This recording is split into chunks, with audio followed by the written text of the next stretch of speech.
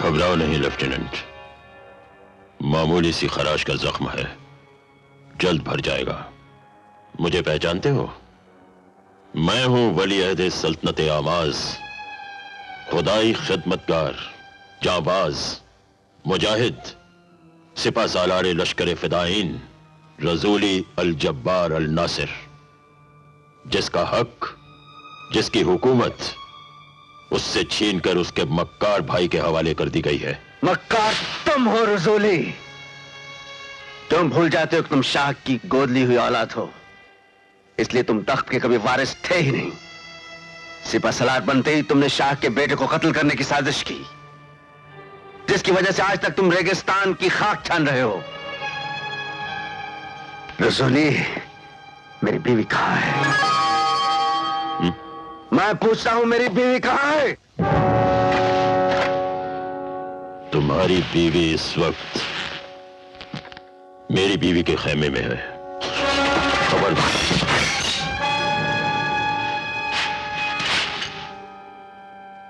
तुमने मुझे गलत समझा लेफ्टिनेंट।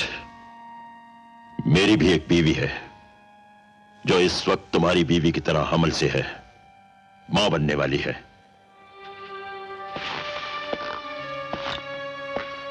तुम ही नहीं लेफ्टिनेंट, रसूली को सब गलत समझते हैं।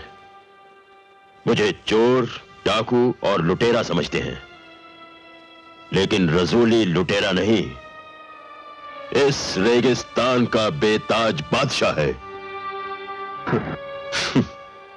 रसूली तुम्हारी बहादुरी की कदर करता है, तुम्हारी वफादारी की दाद देता है। खैर छोड़ो इन बातों को, आओ जश्न मनाएं। आज हम एक बेटे के बाप बनने वाले हैं, और अगर इस बार भी मेरी बीवी ने तीसरी मर्तबा अपने पेट से लड़की पैदा की तो मैं उस लड़की के साथ साथ बीवी को भी खत्म कर दूंगा।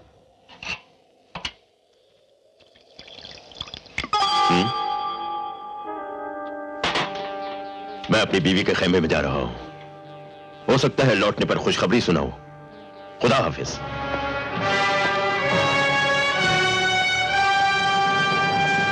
या रसूलल्लाह,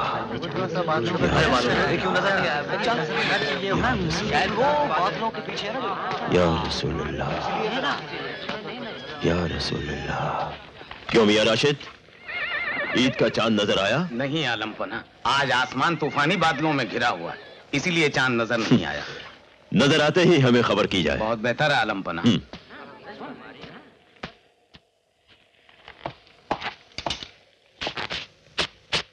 आइए मेरे सरताज, इस बार तैश में आकर बच्चे की पैदाइश पर आपको उसका गला घोंटकर मारने की जरूरत नहीं पड़ेगी। मौत के फरिश्ते ने मेरे पेट में उसका गला पहले से ही घोंट दिया। इस कनीज पर थोड़ी सी मेहरबानी कीजिए, आपकी बार मेरा ही गला उड़ा दीजिए।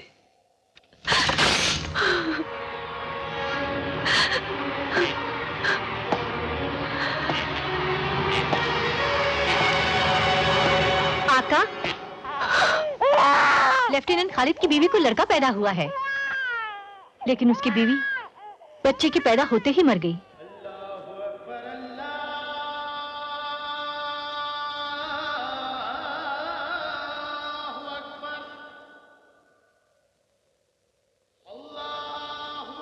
ईद का चांद मुबारक। साहिब आलम, ये तो करिश्मा कुदरत हो गया। ऐसे ही रमजान की 29वीं तारीख थी, इधर बच्चे ने दुनिया में कदम रखा और उधर ईद का चांद निकला। उस चांद की रोशनी बच्चे पर पड़ रही थी और उस बच्चे ने कई सालों बाद इस सल्तनत की बुनियाद डाली और इसका बादशाह बन गया। बिल्कुल उसी तरह इस बच्चे पर ईद के चांद की रोशनी पड़ रही है। ये जरूर एक दिन इस सल्तनत का बादशाह बनेगा।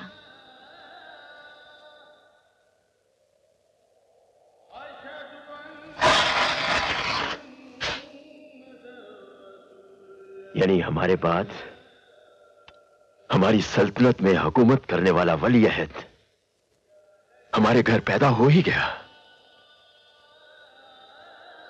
हमारे ख्वाबों की दुनिया में मुद्दतों से अंधेरा छाया हुआ था, उसमें रोशनी करने वाला सूरज आ गया। ये करिश्माई कुदरत है। इस तरह वह फकीरों की झोली में बेशकीमत खजाने डाल दिया करता है। जी?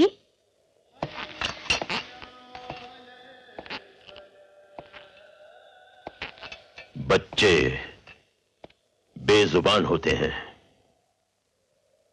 और मुर्दे बोला नहीं करते। लाओ।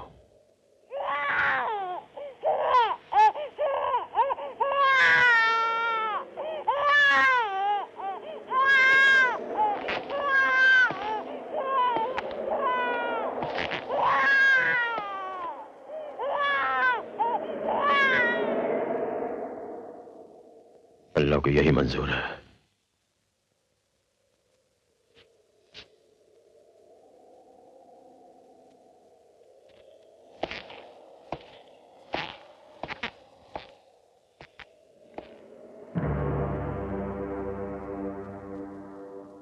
समझ गए? जी। ये सब अल्लाह की मर्जी है। ऐलान कर दो कि रसूली अल जब्बार अल नासिर के घर लड़का पैदा हुआ है, जिसे हम बा मोहब्बत पुकारेंगे सुल्तान।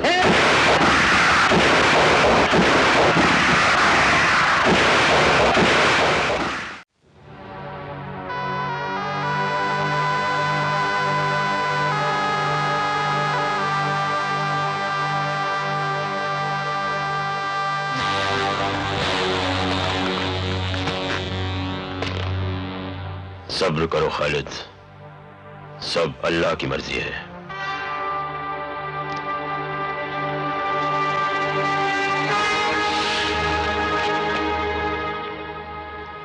मेरी बीवी की मौत का सबब उसके जख्म है, जो अल्लाह की मर्जी से नहीं तुम्हारे हुक्म से लगाए गए हैं। रसूली, तुम्हारे हुक्म से लगाए गए हैं। मैं तुम्हारी तरह जालिम फितरत का नहीं रसूली, कि अपनी गरज के लिए औलाद को मार दिया, औलाद की खातिर बीवी का कत्ल कर दिया। मुझे अपनी बीवी से बेहद प्यार था, हमें हमारी औलाद चाहिए थी। जिस तरह तुम अपनी सल्तनत के ख्वाब देखते हो, उसी तरह हमारे लिए हमारी औलाद हमारी सल्तनत थी। हम भी अपनी सल्तनत के ख्वाब देखते थे, लेकिन आज तुम्हारी वजह से मेरे तमाम ख्वाब चिकनाचूर हो गए। मेरी बीवी मर गई, हमारी औलाद मुर्दा पैदा हुई। इनकी मौत के जिम्मेदार तुम हो रसूली, तुम। और आज तुम्हारी मौत का जिम्मेदार मैं बनूंगा।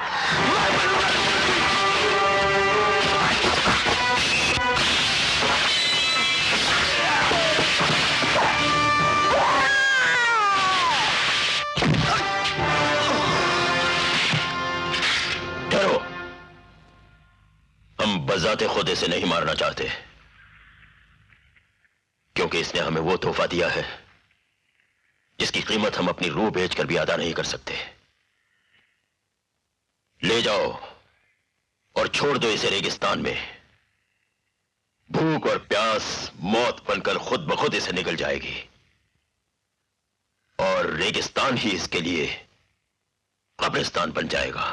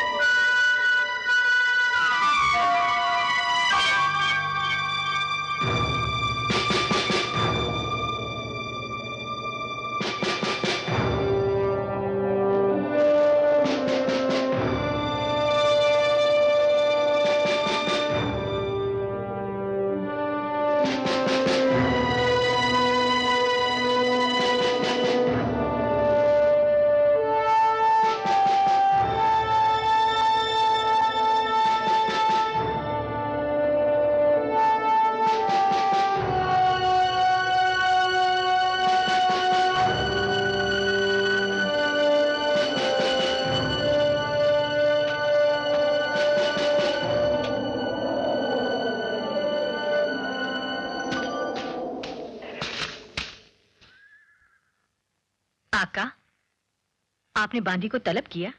जुबैदा, आज तक तुमने हमारी बहुत खिदमत की, कभी शिकायत का मौका नहीं दिया। लेकिन इस दुनिया में राज एक बहुत खतरनाक चीज है। जिस तरह से एक मुर्दा 2 कब्रों में दफन नहीं किया जा सकता,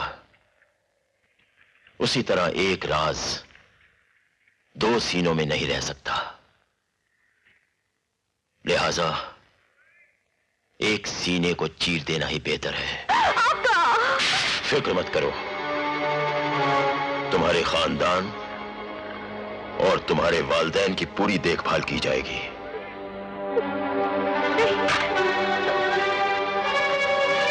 खुदा हाफिज जुबैदा। रहम आका।